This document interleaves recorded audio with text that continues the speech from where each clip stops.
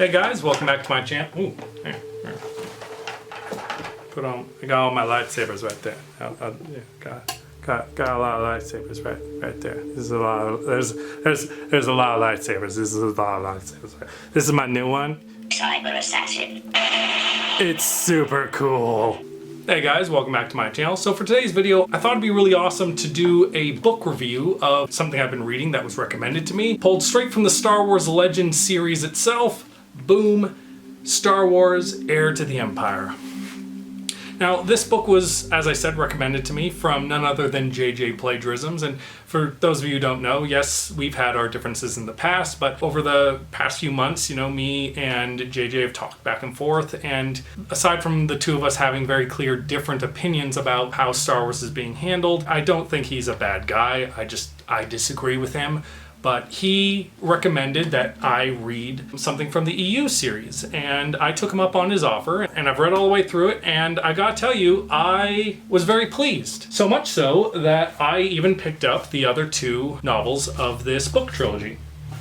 However, I think what JJ's motives were when he recommended this book to me is he was hoping that by reading these books from the EU series, there would sort of be some kind of like awakening moment for me where it would suddenly dawn on me that, oh, this is the real Star Wars, and this is so much better than the sequel trilogy. And I can tell you right away, that's not the view that I've walked away from at all, because I already acknowledge that there's plenty of other elements of the Star Wars franchise that is better than the sequel trilogy. This is also likewise with the original trilogy, the prequel trilogy, some of the video games. Everything has a give and take. Everything has something to offer and something that is not that good, that I think, in my personal opinion. They all have their give and takes on things that makes it a little bit unfair to try and compare something like the books to movies, because books will always have something that movies just simply don't have the time for,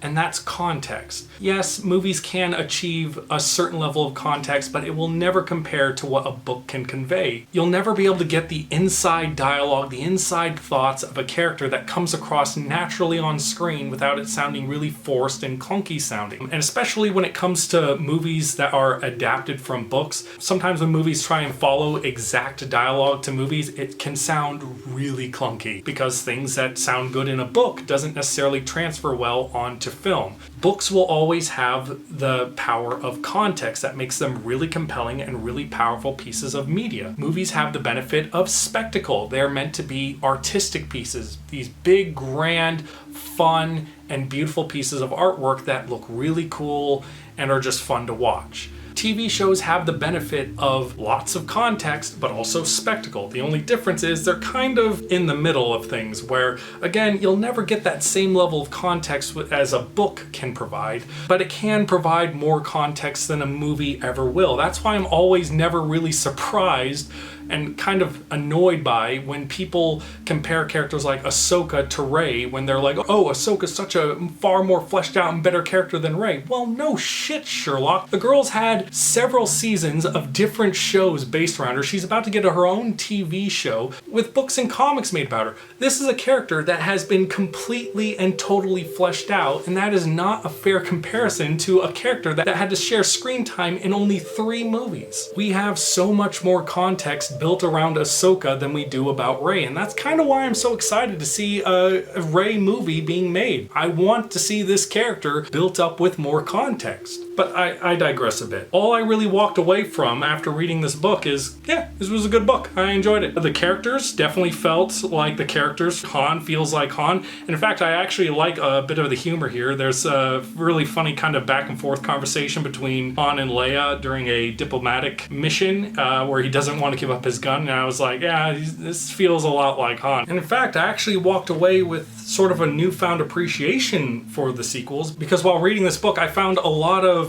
passages here that I thought were very reminiscent of the sequel trilogy, and it just sort of rang out to me as like, oh, so that's where they got that idea from. Things like the Emperor working on secret technologies, the state of Luke's like personal well-being, because at the start of the story he seems fairly depressed, and it kind of felt like within this story it all still felt like it would work into linking up with the sequel trilogy, given for the most part what we see in the book versus what happens in the sequel trilogy. I can totally buy that the character of Luke in this story becomes the Luke Skywalker for the sequel trilogy. The same way I saw as likely that Luke Skywalker of the original trilogy would become the Luke Skywalker of the sequel trilogy. So really nothing changed there. I guess I am left a little bit confused because I do recall at one point Kathleen Kennedy stating that for the sequel trilogy they didn't have source material that they were pulling from. And I guess in a very technical sense that's true because there was no source material about the stories of Kylo and Rey before Disney and Lucasfilm made them happen.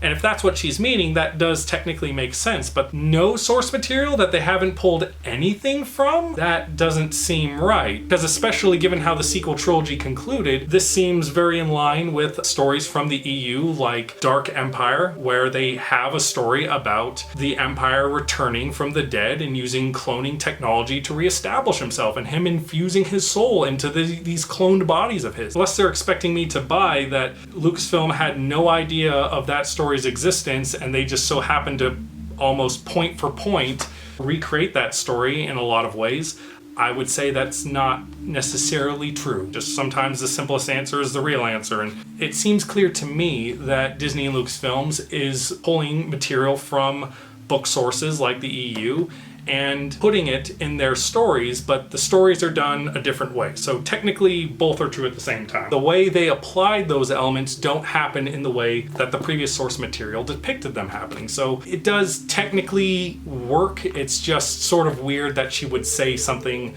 like that when it seems very clear that they have been using previous source material, even if they made it no longer canon. And especially given that it's also branded by Disney. I don't know the mindset on there. I can't prove the intentions of anything, so I just have to move on from that. But I also understand that there's those out there that might be a little bit tired of hearing about people talk about the EU, because it's definitely made a sore spot in the fandom, because there's a large portion of the fan base that grew up with these books and they really enjoyed these books and they loved these books, and this was their sequel trilogy in a lot of ways. And then Disney came along, bought them, and whether or not the EU was canon or not, that's going to be a conversation that is probably going to go on until the end of time. And I've seen compelling arguments for both. I've heard that some EU books have it on their cover somewhere that they are sanctioned by Lucasfilms, and people perceive that as a sort of acknowledgement that this was official canon to Star Wars. But then you also have to consider that sanctioned doesn't necessarily mean canon to Star Wars, unless you're saying that the Christmas special is canon to Star Wars, or Luke Skywalker singing and dancing with Muppets is canon to Star Wars. But all of those things were sanctioned by Lucasfilms and Lucas. And I've gone across the internet and I've certainly found a lot more compelling evidence that suggests that Lucas did not consider the EU canon. And even if he did, it was something that he was definitely willing to be flexible on, because there's recordings of him saying if he did do a sequel trilogy, he would have no idea where he would go with it. Who are episodes 7 through 9 about, and will they ever be made? 7 through 9 really came about when I was on one of these press junkets and somebody said, "Are you going to do sequels?" And I said, "Well, I have these prequels and stuff, but I'm not sure I'll ever do sequels." And they said, "Oh, you should do sequels." And I said, "Well, maybe someday I'll do sequels." And so that's how 7 through 9 came to be. There was never a script or a story, so I have the vaguest idea what would happen in 7 through 9. And it's like, if the EU was 100% canon to the man, why would he say something like that? Because if the EU was always canon to Lucas, why would he not have an idea about where he would go when the story of the EU spans hundreds of years into the future past the original story? Seems to me like he would have plenty of ideas of where to go, but the fact that he says that kind of by default gives the impression that no, the EU might not be canon. There's also other rumors and things that people can pull up from Lucas's rough draft of what he had intended for the sequel trilogy to Rey's original beginnings when they were starting off like figuring out what her character would be. And they founded Rey's character off of one of Lucas's concepts for a character he wanted in his sequel trilogy that was not in the EU anywhere. And other elements, like if Lucas had his way, apparently he wanted Darth Maul to come back and team up with Darth Talon, a character that is born 130 something years after the events of the original trilogy. None of that is in the EU. And then there's other sources like him talking about diving more into the whole midichlorians thing.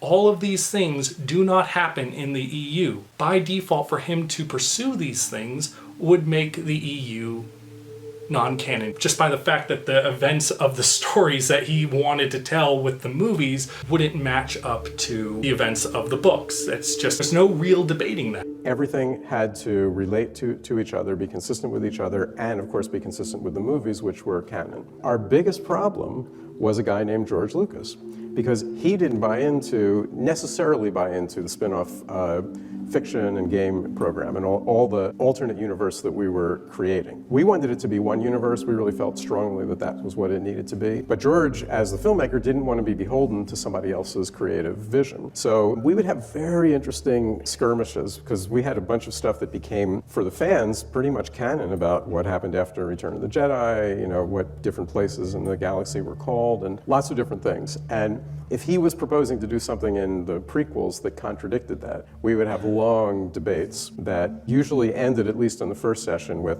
I don't care, this is what I'm doing. In Legends, Mara Jade was the Emperor's hand and would later fall in love with and marry Luke Skywalker, and the two would even have a son named Ben Skywalker. However, one person detested her, the maker himself, George Lucas. Lucas, who did not care about most of the expanded universe and considered it an alternate universe to his films, did not like Mara Jade, as he felt that her marriage to Luke was against what the Jedi stood for. He was quoted as saying, "Jedi don't marry, they take vows." J.W. Rinsler, who worked for Lucas Licensing, stated, "George couldn't stand Mara Jade, and they went out and got some sort of person who looked like she'd stepped out of a Cosmopolitan to be the model for Mara, and he just thought the whole thing was so not Star Wars, and not his vision of Star Wars." And I know after playing all those videos, it's probably going to show some kind of bias to my audience, and someone might eventually comment, well, if you're trying to show yourself to not be as biased, or that you don't really care either way about this, why are you leaning so heavily into all these clips of people saying that the EU wasn't actually considered canon? Because I think by the very fact of these videos existing, it proves that art can move beyond what the original creator intended. And that's plain to see by the very fact of these videos that shows the conflicting minds of all these creators trying to create Star Wars. From Lucas's vision, to the EU creator's vision, to Disney's vision, to the very fan base of which we celebrate. All have different ideas of what feels like genuine Star Wars to them. Luke, we are what they grow beyond. That is the true burden of all masters.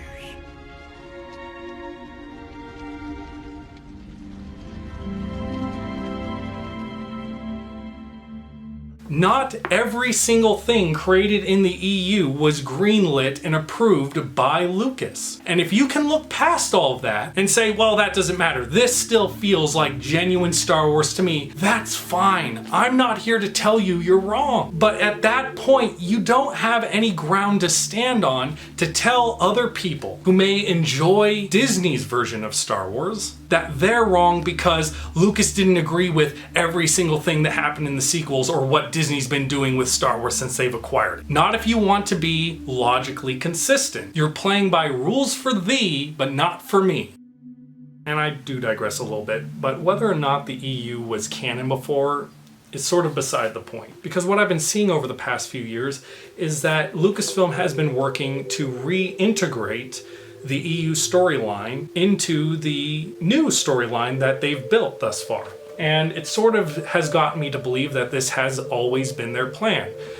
Because we can go all the way back to when Disney first acquired Star Wars back in, I think it was 2012. And then shortly thereafter, they created the Rebel series in 2014, I think it was. And shortly thereafter that, I think it was in 2016, Thrawn shows up in the Rebel series. And this is a character pulled straight from the EU. And this was at a time when Episode 7 had just come out. The enthusiasm for Star Wars and the sequel trilogy was still very high. So I find it hard to believe that Disney and Lucasfilm were just shoehorning this character in to win people over during a time when people's enthusiasm was relatively still high. But since then, if we piece things together, we have the Rebel series, which introduces Thrawn. You have the sequel trilogy, which takes elements straight from Dark Empire, such as a member of the Solo family falling to the dark side, the Emperor reconstituting himself, and is by using cloning technology. And now we come to today, where later this year we're going to be getting an Ahsoka series that's being hailed as the Heir to the Empire series, where she's on the hunt for Thrawn, and apparently we can expect certain elements of this story playing out as it was in the book, just with Ahsoka being one of the main focus characters. I can't necessarily prove that this was always Disney's intention. I don't have any inside sources or anything like that, and I can only go off of what I can see and just make the most educated choice based off of that. And what it seems clear to me is that Disney wanted, when they bought Star Wars, to create a story that represented them, that represented their brand, which I believe is completely within their right to do. You can disagree with that, that's fine, but doesn't change the fact that they did it. However, to achieve doing that involved officially making the EU non-canon. Since then, Lucasfilms has been working to reintegrate these stories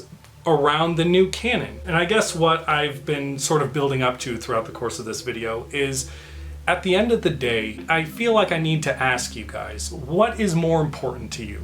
That these stories are told exactly the way they are, even though that would have been an impossibility at this current point in time. We would never have gotten a story with Luke, Han, and Leia played by the exact same characters in modern times, because this story takes place only a couple years after the events of Return of the Jedi. Luke, Leia, and Han are still fairly young, and the original actors have aged, unfortunately. So aside from a complete recast, which I can already see going so well in this fandom, given, how we reacted to Han Solo and the CGI'd Luke, and it didn't go so well, did it? Yeah, you guys didn't really like that, did you? Again, I digress, but at the end of the day, the EU story as you knew it was not going to happen. It's never going to happen as this story depicts. So I have to ask you, what is more important? That you still have this story that you can go and buy and you can read and enjoy at your luxury whenever you want? Or would you rather have these characters never exist if they're not going to be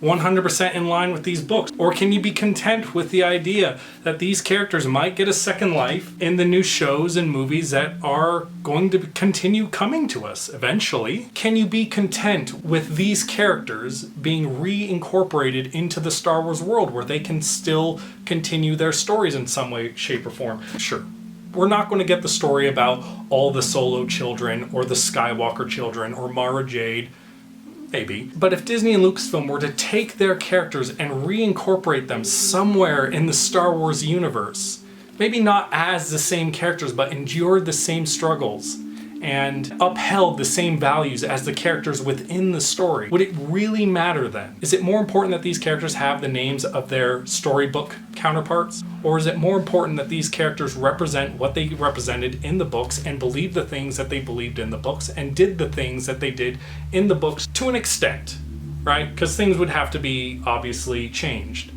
Like if you found out they at some point later made a story about these young Jedi being in a similar situation as the Solo children, and they spiritually represented what they represented in the book and faced the same struggles and came through it on the other side with the same changes that happened to them, the same lessons learned, would it matter then? But for those of you out there who haven't read the EU stories yet, maybe you have some hard feelings towards them because, there are definitely those of the fandom that wag these books in people's faces and use these as a club instead of a door to show them another side of the Star Wars fandom. But you have to understand that at some point, this was someone's sequel trilogy. This story meant as much to some fans as a sequel trilogy means to us. And I don't think it's fair to have such a casual dismissal of a story that was around before the sequel trilogies came along, before all these other stories came along in Star Wars that we now get to enjoy today. This is what people had, and this is what gave people hope when the original trilogy they'd watched a million times, they didn't want to watch it anymore, but they still wanted that taste of the Star Wars universe. And as far as I'm concerned, whether or not this book is canon to Star Wars or not, it's not really relevant to me. The only thing that's relevant is that this is still a part of Star Wars. And do you want to know why that is? It's because of that right there.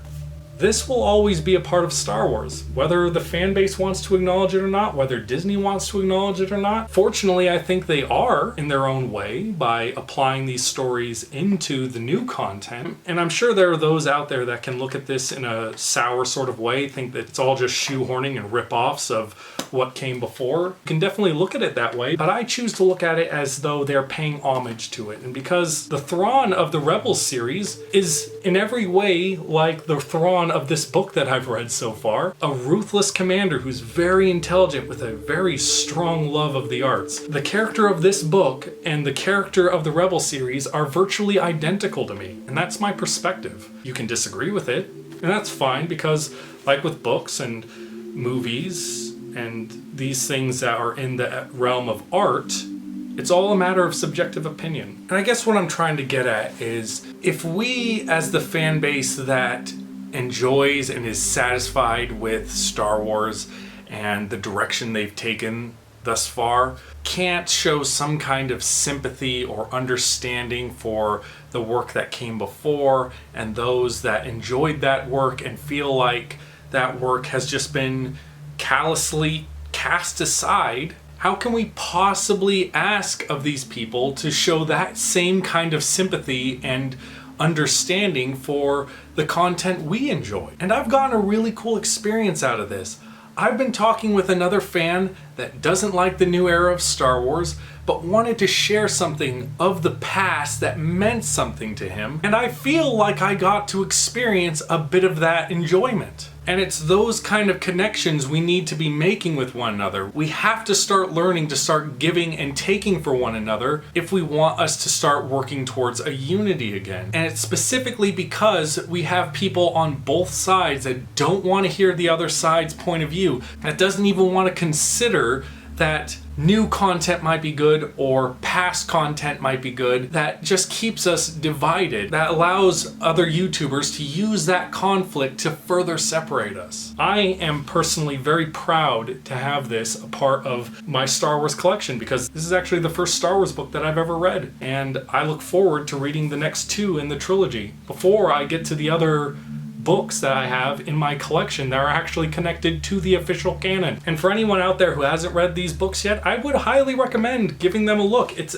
actually a really fun way to educate yourself more about Star Wars, look at things from a different perspective, and, you know, see if you can find things that you can find parallels to in the newer content that they've made. That's something that made reading this book really enjoyable, and knowing, or at least believing, that they're reworking these stories into the new canon, it makes me hopeful and it makes me excited to see what's to come. I want to see these new characters brought into Star Wars in a new way that will hopefully be exciting to viewers, because it won't be done in a way where they'll already have all the information out the gate. It'll be new. And I think that's something to be hopeful for and excited for. But I'd love to know your guys' opinion. Comment down below, let me know. If you haven't read the book, again, I highly recommend giving it a look. I didn't mean to make that rhyme. And I hope you guys have a great rest of your day. See ya. Bye.